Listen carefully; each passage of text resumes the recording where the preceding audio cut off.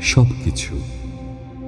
কিন্তু অপেক্ষা অপেক্ষা আমাকে আজও ছেড়ে যেতে পারেনি। আমি ভালোবাসার জন্য সব কিছু ছেড়েছি, শুধু অপেক্ষা ছাড়া। অপেক্ষাকে আমি আজও হৃদয়ের গহীনতম অংশে অবরুদ্ধ করে বেঁচে আছি। অনেকেই বলে অপেক্ষা হচ্ছে শুদ্ধতম ভালোবাসার প্রকাশ। ভালোবাসতে সবাই পারে, কিন্তু সবাই প্রিয়তমার জন্য অপেক্ষা করতে পারে না। আসলেই কি তাই?